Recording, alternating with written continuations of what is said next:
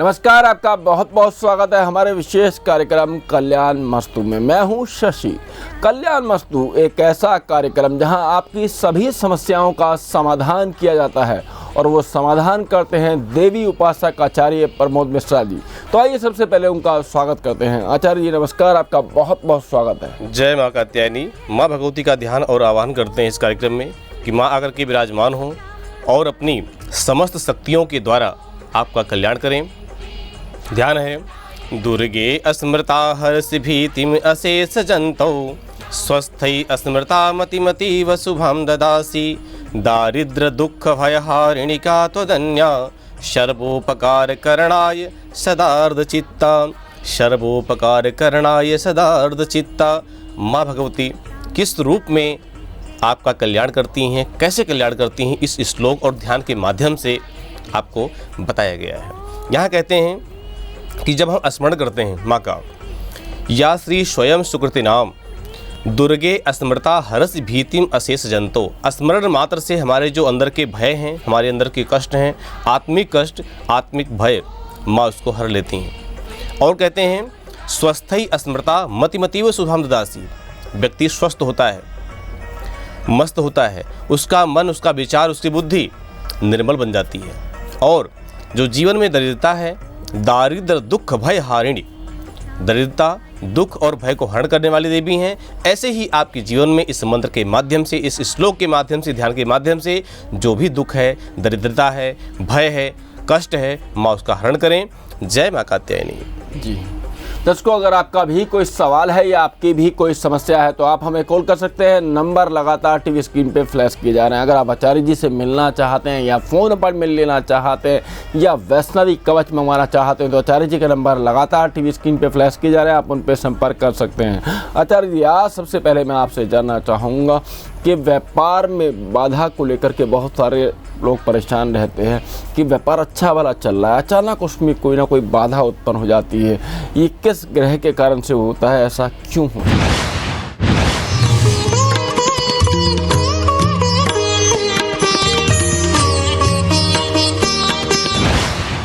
व्यापारिक बाधा क्यों होता है, ऐसा ये समस्याएं जीवन में क्यों आती हैं? आपके व्यापार में दिक्कत जो होती है, व्यापार चलते चलते ठप हो जाता है। कई बार ऐसी वही संसार है, मार्केट में बहुत सारी दुकानें होती हैं, बहुत सारे लोग होते हैं, लेकिन आपका ही व्यापार क्यों रुका? इसमें कौन सा ग्रह आपका बाधक बन रहा है? कौन सा आपकी कुंडली में कौन सा ऐसा भाव है जिसके माध्यम से आप अपने कार्य को बढ़ा सकते हैं? ग्रहों की बात करते हैं तो जो दसम भाव आपका है, दसम भाव विशेष कार्य क्षेत्र का कारक होता है।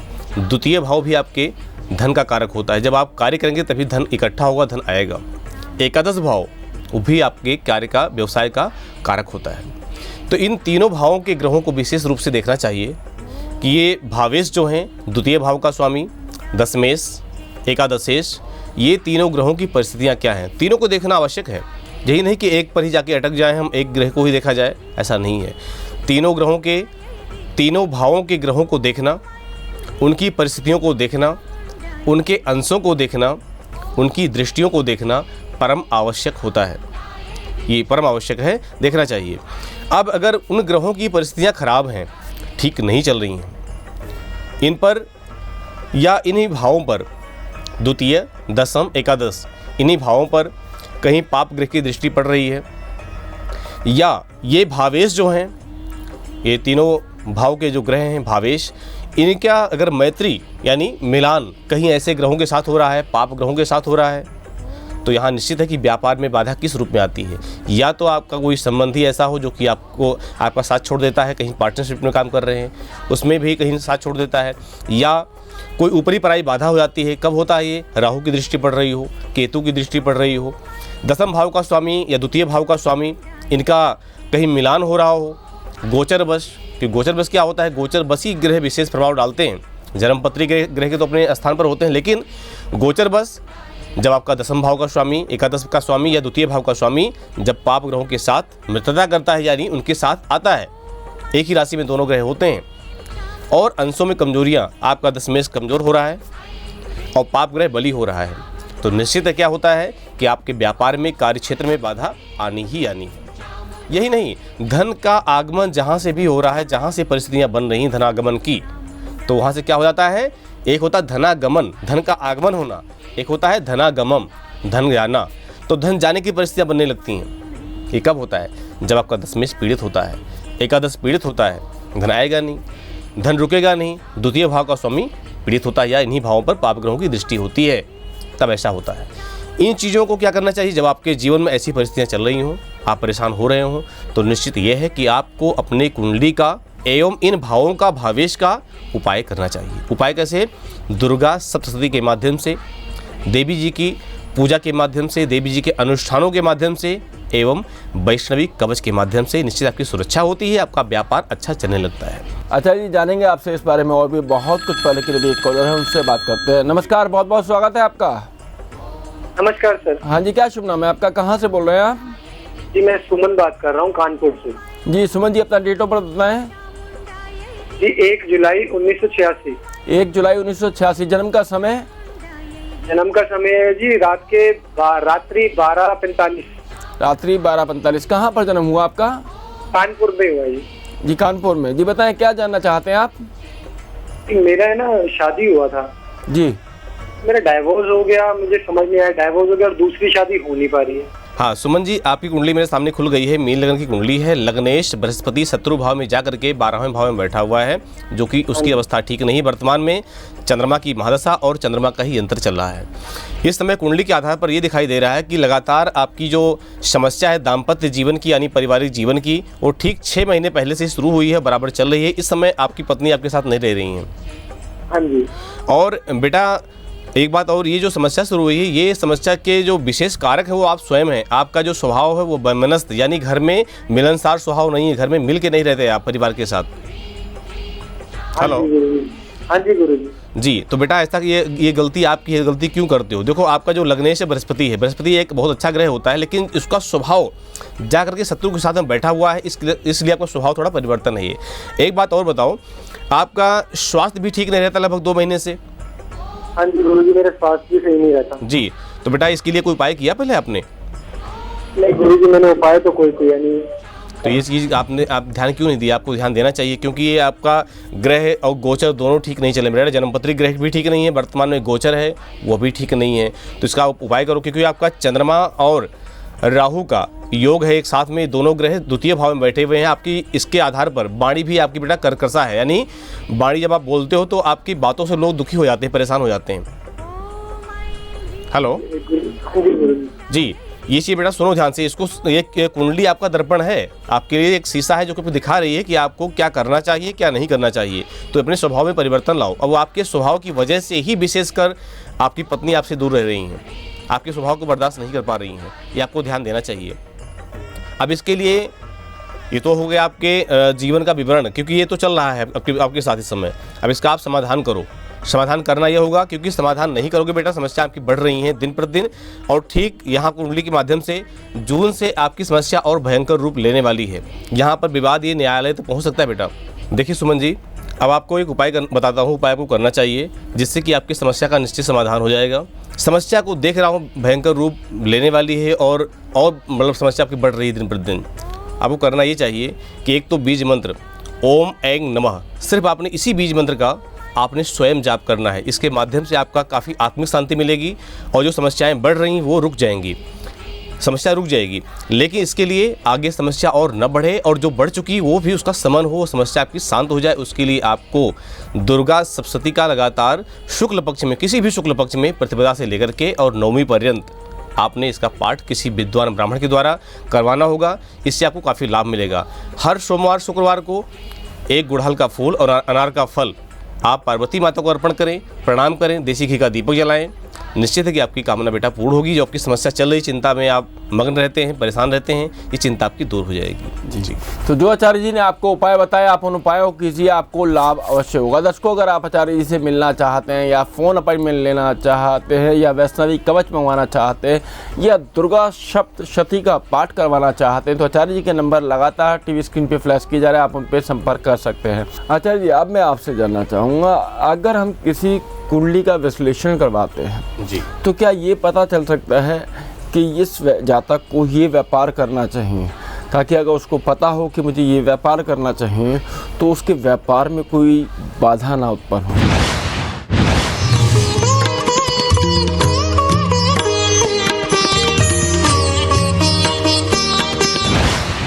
दसम भाव को विशेष रूप से देखा जाता है कि दशमेश कौन ग्रह है, कौन सा ग्रह ऐसा है जो दशमेश है। अब दशमेश कौन सा ग्रह है तो उस ग्रह का संबंध किस वस्तु से है, कौन सी ऐसी सांसारिक वस्तुएं हैं जिन वस्तुओं का संबंध उस ग्रह से है, और उस ग्रह का कारक ग्रह कौन सा है, दसम भाव का कारक ग्रह कौन सा है। कारकेश और दशमेश ये दोनों चीज़ें देखी जाती हैं कि अगर मान लीजिए शुक्र है, अगर शुक्र दसम भाव का कारक है तो शुक्र जो होता है लगभग भौतिक चीज़ों का कारक होता है।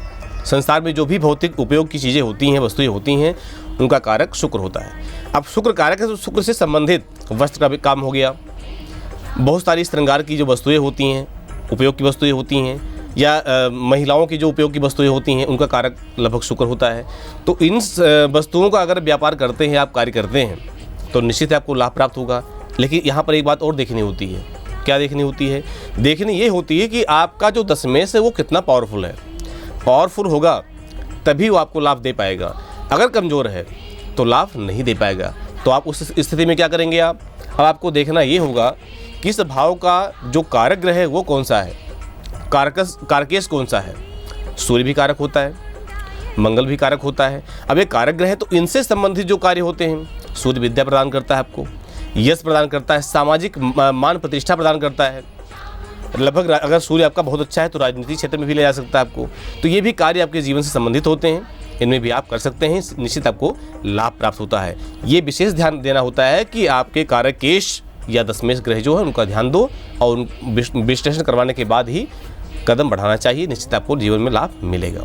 जी अच्छा जी, इसका मतलब ये है कि अगर हमें कोई व्यापार शुरू करना है तो उससे पहले हमें अपनी कुंडली का विश्लेषण करवा लेना चाहिए। बहुत ज़रूरी होता है। जब तक विश्लेषण नहीं है तो पता नहीं चलता कि हमें करना क्या चाहिए, कि हमारा पथ क्या है। और कुंडली है पथ प्रदर्शक, उसी माध्यम से करना चाहिए, निश्चित जीवन में आदमी लाभ उठाएगा। जी दर्शकों, अगर आप भी आचार्य जी से मिलना चाहते हैं, या फ़ोन अपॉइंटमेंट लेना चाहते हैं, या कुंडली का पूर्ण विश्लेषण करवाना चाहते हैं, या वैष्णवी कवच मंगवाना चाहते हैं, या दुर्गा सप्तशती का पाठ करवाना चाहते हैं, तो आचार्य जी के नंबर लगातार टीवी स्क्रीन पे फ्लैश की जा रहा है, आप उन पर संपर्क कर सकते हैं। आचार्य जी अभी एक कॉलर है, उनसे बात करते हैं। नमस्कार, बहुत बहुत स्वागत है आपका। जी जी, प्रणाम गुरुदेव। जी शुभ आशीर्वाद श्रीमान जी, कैसे हैं आप? गुरु जी आशीर्वाद है, बहुत अपना है गुरु जी। अपना शुभ नाम बताएं। जी मेरा नाम कमल है। जी कमल जी, जी बताइए, डेट ऑफ बर्थ बताएं अपना। जी गुरु जी, मेरा डेट ऑफ बर्थ 14/10/76। 14/10/76। जी, समय है 1 बजे दोपहर का। दोपहर का 1 बजे का आपको जन्म है। जन्म स्थान कहाँ का आपका? दिल्ली आचार्य जी। दिल्ली का जन्म है। बताइए कमल जी। गुरु जी, बहुत समय से शादी नहीं हो पा रही हमारी।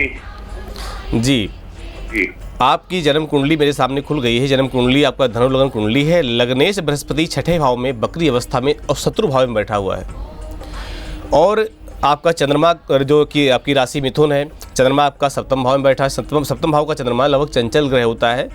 अच्छा एक बात और बताएं श्रीमान जी, कमल जी। हेलो, हाँ जी बोलिए।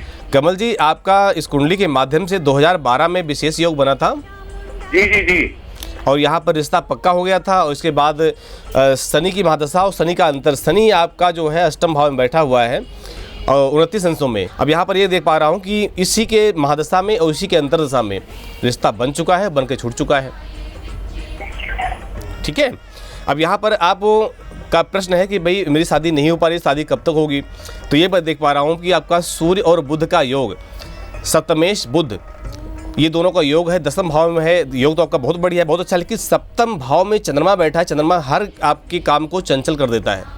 आपके विवाह से संबंधित जो कार्य है आपका, यहाँ पर जब भी रिश्ता बनता है और जब भी मतलब कोई बातें विशेष बढ़ती हैं, तो चंद्रमा यहाँ पर 3 अंशों का है, कमज़ोर है, ये चंचल कर देता है। ये कार्य आपको आपके कार्य को संपादन होने नहीं देता। इसके लिए आपको एक बात और बताइए, इसके लिए ये जो आपकी समस्या है, इस समस्या से संबंधित किसी ज्योतिषी से या किसी ऐसे बड़े विद्वान से मिले आप, जिसके माध्यम से आपकी समस्या का निदान हो सके? नहीं आचार्य, नहीं मिल पाए। देखिए ये आपकी यहाँ पर आपकी गलती कमल जी। आपको ये समस्या का समाधान अगर पहले कर लेते, 2012 में योग था, उससे पहले देख पा रहा हूँ 2006 में योग था, ये अच्छे अच्छे योग रहे जहाँ पर विवाह आपका हो जाता, आपका जीवन आज जो है कमल के फूल की तरह बिल्कुल खिल जाता। जैसे आपका नाम है वैसे आपके अंदर गुण है, ऐसा होना चाहिए। अब आपको उपाय क्या करना चाहिए? उपाय आपको तो ये करना चाहिए कि यहाँ पर चंद्रमा से संबंधित उपाय करने चाहिए। भगवान शिव की सेवा दूध के द्वारा, यानी दूध से अभिषेक रुद्र के माध्यम से।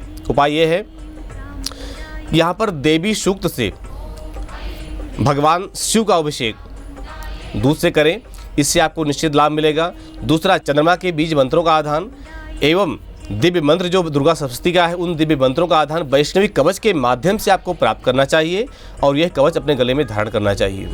एक छोटा सा मंत्र भी है, पत्नी मनोरमाम देही मनोवृत्तानुसारिणीम तारिणीम दुर्ग संसार सागरस्य कुलोद्भवाम। ये विशेष एक जो है एक इतना सिद्ध मंत्र है जो कि विशेषकर पुरुष वर्ग में किसी का विवाह में विलंबता हो रही, इस मंत्र का अनुष्ठान व्यक्ति करवाता है या स्वयं अनुष्ठान करता है नियमानुसार, तो निश्चित आपको वैवाहिक समस्या में लाभ मिलता है। तो आप ये करें ये। और दूसरा एक उपाय आपको और करना चाहिए, हर शुक्रवार को सफ़ेद वस्तु का दान करना चाहिए। आपको कोई भी वस्तु हो सकती है, चाहे चावल हो, चीनी हो, दूध हो, दही हो, ऐसी कोई वस्तु हो, इसका आप दान करते रहें तो आपको निश्चित है वैवाहिक समस्या में आपको लाभ मिलेगा। ये उपाय करें, आपको पूरा लाभ प्राप्त कर पाएंगे आप कमल जी। जी तो जो आचार्य जी ने आपको उपाय बताए, आप उन उपायों कीजिए, आपको लाभ अवश्य होगा। दर्शकों, अगर आप आचार्य जी से मिलना चाहते हैं या फ़ोन अपॉइंटमेंट लेना चाहते हैं, दुर्गा सप्तशती का पाठ करवाना चाहते हैं या वैष्णवी कवच मंगवाना चाहते हैं, तो आचार्य जी के नंबर लगातार टीवी स्क्रीन पे फ्लैश किए जा रहे हैं, आप उन पर संपर्क कर सकते हैं। आचार्य जी, अब मैं आपसे जानना चाहूँगा, अगर कार्य में हमारे व्यापार में बाधा आ रही है जी, तो हम उसके लिए क्या उपाय करें?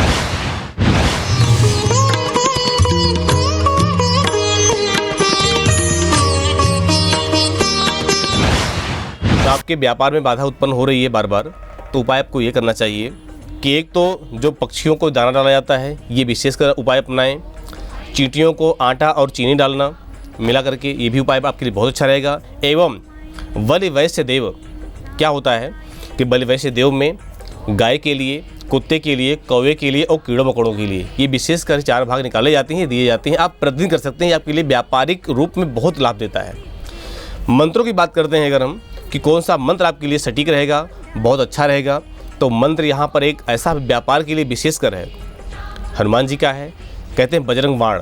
व्यापारी बाधा कैसी भी हो, अगर आपके व्यापार स्थल में बजरंग बाण का पाठ किया जाता है तो निश्चित है कि वहाँ की जो भी नकारात्मक ऊर्जा होगी, अगर किसी के नज़र दोष है या टोना है या टोटका है या कैसा भी विशेष भयंकर दोष क्यों ना हो, बजरंग बाण के पाठ से ये दोष भी नष्ट होता है। विशेष रूप से चाहते हैं कि आप मेरे व्यापार में कोई कभी बाधा आए ही ना, तो आपको हर अष्टमी को दुर्गा सप्तशती का पाठ किसी विद्वान ब्राह्मण के द्वारा करवाना बहुत लाभ रहता, बहुत श्रेष्ठकर रहता है। संकल्प आपका यही होना चाहिए, व्यापारिक दोष निवृत्ति हेतुवे। अगर ये संकल्प करते हैं, ऐसा करते तो निश्चित है कि आपके भविष्य में भी कभी कोई बाधा नहीं आएगी। जी। तो दोस्तों, अगर आप आचार्य जी से मिलना चाहते हैं या फ़ोन अपॉइंटमेंट लेना चाहते हैं, वैष्णवी कवच मंगवाना चाहते हैं या वैष्णवी जन्म पत्रिका बनवाना चाहते हैं, तो आचार्य जी के नंबर लगातार टीवी स्क्रीन पे फ्लैश किए जा रहे हैं, आप उन पर संपर्क कर सकते हैं। आचार्य जी, भी एक कॉलर है, उनसे बात करते हैं। नमस्कार, बहुत बहुत स्वागत है आपका। नमस्कार सर, गुरुजी से बात करनी थी। जी बताइए श्रीमान जी, क्या शुभ नाम आपका? नमस्कार गुरुजी।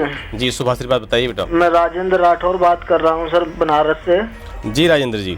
गुरुजी, मैंने 2 महीने पहले आपसे कवच मंगाया था जी, और मुझे काफ़ी लाभ हुआ गुरुजी, और जो आपने उपाय मुझे बताए थे मैं रेगुलर कर रहा हूँ जी, और मुझे काफ़ी लाभ हुआ है। तो मैं गुरुजी जानना चाहता हूँ ये कब तक करता रहूँ उपाय जो आपने बताए हैं गुरुजी। देखिए राजेंद्र जी, आपने कवच प्राप्त किया, माँ का आह्वान किया और आपको पूरा लाभ प्राप्त हो रहा है। ये आपका सौभाग्य है कि माँ आपके घर में विराजमान हुई और आपको लाभ देने के लिए, आपको आशीर्वाद देने के लिए प्राप्त हुई। आप बराबर, मेरा यही आशीर्वाद है, मेरी यही कामना भी है कि आप ऐसे माँ से जुड़े रहो, माँ के आंचल का छाँव प्राप्त करते रहो, उनकी कृपा प्राप्त करते रहो, यही मेरा आशीर्वाद है, यही माँ से कामना है। और जो आपको नियम मंत्र बताए गए थे उस मंत्र का भी आप समय समय पर आप उसका जाप किया करो, आपको लाभ प्राप्त होता रहेगा। दर्शकों, अगर आप आचार्य जी से मिलना चाहते हैं या फ़ोन अपॉइंटमेंट लेना चाहते हैं या दुर्गा सप्तशती का पाठ करवाना चाहते हैं तो आचार्य जी के नंबर लगातार टीवी स्क्रीन पे फ्लैश की जा रहे हैं, आप उन पर संपर्क कर सकते हैं। आचार्य जी, कल जैसा कि हमने दुर्गा सप्तशती के बारे में बात कर रहे थे और कवच के अंदर हम बात कर रहे थे कि माँ जो है 10 दिशाओं से और 10 देवियाँ हमारी रक्षा करती है, और कैसे हमारी रक्षा करती है।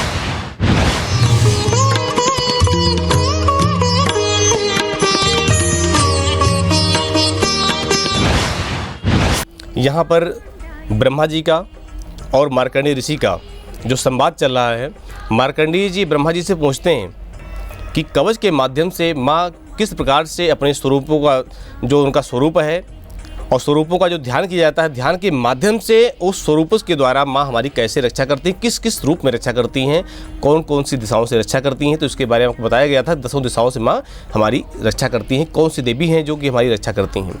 यहाँ पर एवं 10 दिशो रक्षे चामुंडा सववाहना जया में जागृता पातु विजया पातु पृष्ठतः।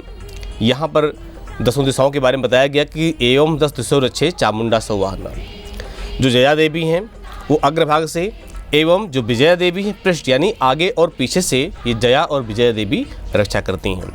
अजिता वाम पार्श्वेतु दक्षिणे चा पराजिता शिखा मुद्योतनी दक्षे दुमा मूर्धिन व्यवस्थिता मालाधरी ललाटे चा भ्रुवोरक्षे सस्तुनि त्रिनेत्रा चा भ्रुर्मध्येयं घंटा च नासिके शंखिनी चाच शोरमध्ये स्त्रोत्रयोर्द्वारवासिनी कपोलो कालिका रक्षित कर्णमूले तु सांकरी। यहाँ पर स्वरूप के बारे में दे दिया गया कि जो है हमारे स्वरूप की, हमारे शरीर की किस किस रूप में रक्षा करती हैं। शिखा की रक्षा मूर्धनि देवी करती हैं, मालाधरी ललाटेचा, ललाट की रक्षा मालाधरी देवी करती हैं, भ्रुर रक्षे यशस्विनी, लगभग जो है दाढ़ी की रक्षा यहाँ यशस्विनी देवी करती हैं। शंखिनी चाशुर मध्य, शंखिनी देवी आपके दोनों नेत्रों की रक्षा करती हैं। स्त्रोत्र योर द्वारवासिनी, आपके कानों की रक्षा द्वारवासिनी देवी करती हैं। इस तरह देवियों का वर्णन किया गया कि आपके मुखमंडल की, कान की, नाक की, नासिका की एवं ब्रह्मरंध्र की, कपोल की रक्षा यानी पूरे ब्रह्मांड की रक्षा कौन कौन सी देवी करती हैं, उसके बारे में मार्कंडेय जी ने प्रश्न किया और ब्रह्मा जी ने पूरा उसका उत्तर दिया। इस तरह से यहाँ पर भक्ति और शक्ति दोनों को धारण करते हैं ब्रह्मा जी महाराज और दोनों को धारण कराते हैं। आपके लिए भी देवियों का ध्यान करें, देवियाँ भी आपके जो है ब्रह्मांड की यानी संपूर्ण ब्रह्मांड की रक्षा करें। ब्रह्मांड कौन सा है आपके शरीर का? मुखमंडल, ये आपका ब्रह्मांड है, इसकी रक्षा इसी प्रकार देवी करती रहें। आप भी ध्यान करते रहिएगा जिससे कि आपकी देवी आपके ऊपर कृपा बनाए रखें। जी। दर्शकों, अगर आप आचार्य जी से मिलना चाहते हैं या कहीं दूर दराज रहते हैं और फ़ोन अपॉइंटमेंट लेना चाहते हैं, दुर्गा सप्तशती का पाठ करवाना चाहते हैं या वैष्णवी कवच मंगवाना चाहते हैं तो आचार्य जी के नंबर लगातार टीवी स्क्रीन पर फ्लैश किए जा रहे हैं, आप उन पर संपर्क कर सकते हैं। आचार्य जी, अब मैं आपसे जानना चाहूँगा आज का विशेष उपाय।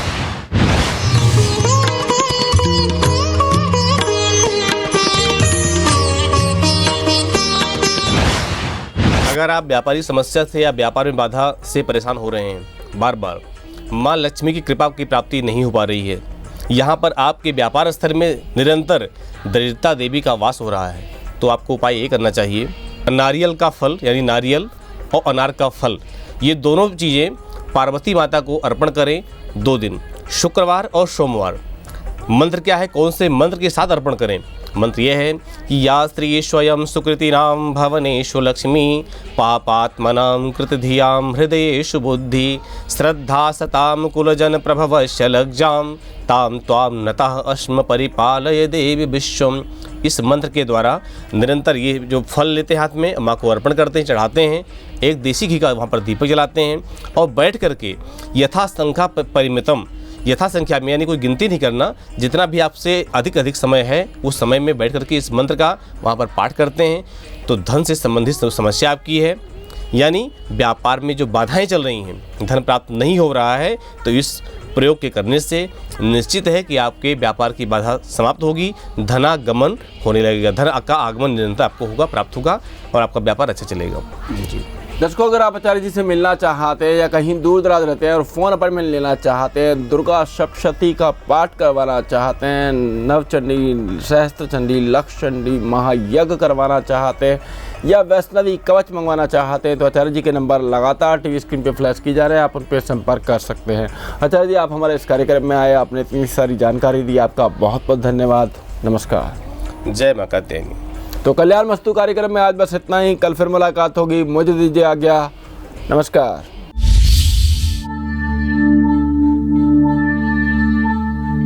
दुर्गा सप्तशती शक्ति साधना का सबसे शक्तिशाली ग्रंथ, 700 श्लोक, 13 अध्याय।